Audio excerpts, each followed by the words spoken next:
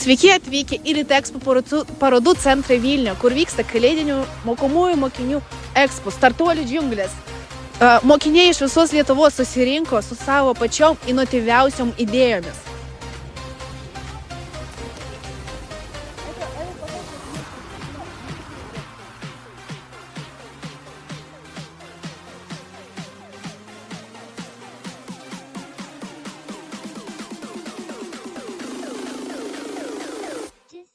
Taigi, dabar mes ekspo viduje ir dabar mūsų tikslas rasti 3 geriausias idėjos, kurias turi ateityje ir kurias mūsų manymui galima būti investuoti.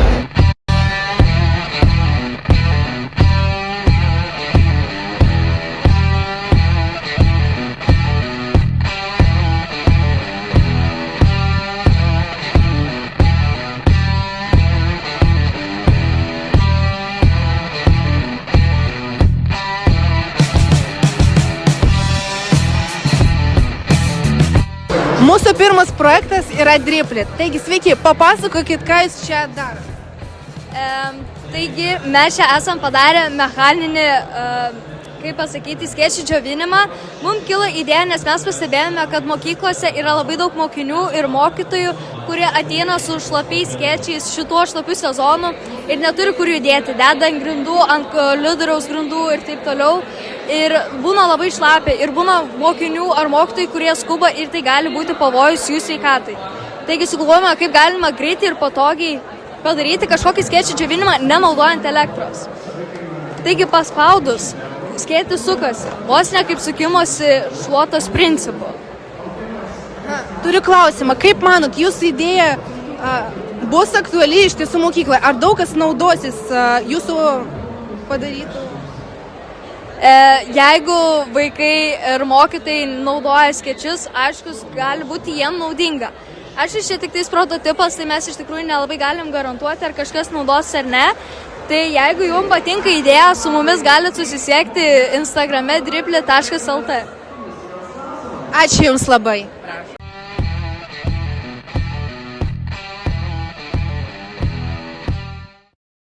Мы расскажем про организацию ReFood.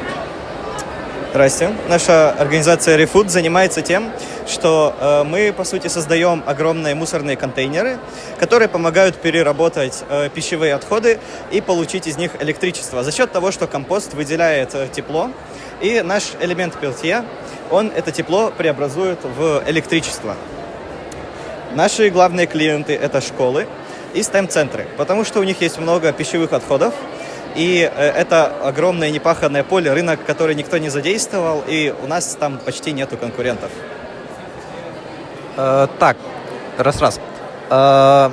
Также хотелось бы сказать, что наш продукт, он нацелен не только на то, чтобы генерировать электричество, а также у него есть особая миссия.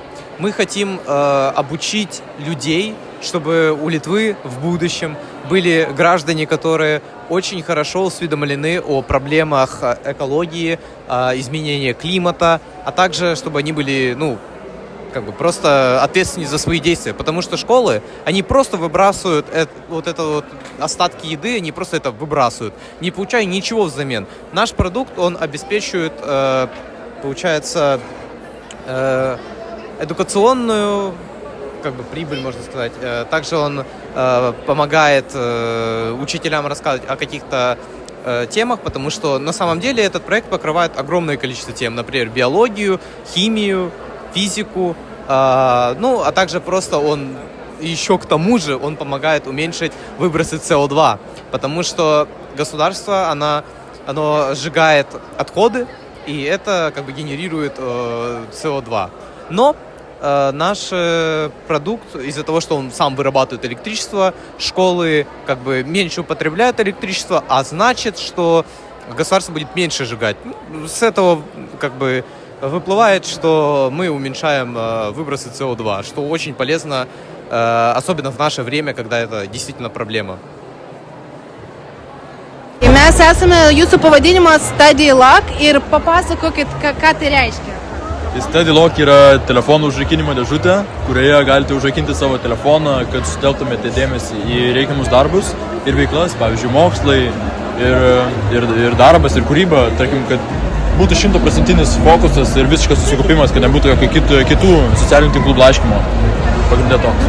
O kaip tiksliai veikia šitą dėžutę? Tai dėžutė turi 3 išskirtinės funkcijas. Pagrindė yra užrakinimo mechanizmas, kuris nuo 5 minučių iki 4 valandų užrakina telefoną ir neleidžia jo naudotis, nebent paspaudus avarinį mygtuką, kuris atrakina telefoną, būtent, nežinau, jeigu ten dega ar kažkas labai reikia iš tikrųjų. Turi sterilizavimo funkciją, kuris išvalo 99% visų mikrobų ir mikroorganizmų nuo paviršiaus telefono ir turi wireless chargingo irgi funkciją, kad pakrauti telefoną, kol jis yra dėžutėje. Gerai, ir kiek kainuoja viena dėžutė? Mums savikaina produkto, aišku, mes siūlysim 2 su wireless chargingu ir be, tai su kainuotų apie $40 pagaminti savikaina mum, parduosim iki 100, o savikaina primityvesnės versijos be wireless chargingo 20-30 ir parduodam už 7. Gerai, ir kaip manot, ar atsiras daug mokinių, kurie norės nusipirkti tokią prekę? Kadangi planuojame kurti ir organinį turinį tiek Amerikoje, tiek Lietuvoje, tiek platinti reklamas visame pasaulyje, manau tikrai atsiras, nes iš tikrųjų socialinė šita problema yra aktuali ne tik Lietuvoje, dabar matom ir Australija įvedė įstatymus, kurie nebeleidžia iki 16 metų kurti socialinių platformų ir tinklų. Dabar ir Telia pradeda leisti savo panašaus prototipo, panašios idėjos dėžutės, tai manau, kuo toliau, tuo bus pelningesnis verslas. Gerai, ačiū. Mes norim pabaigai pasakyti, nebijokite reikšti savo idėjas, kurti kažką, nes bet kuris žodis gali išgelbėti ir padėti mūsų visam pasauliui. Iki susitikimų.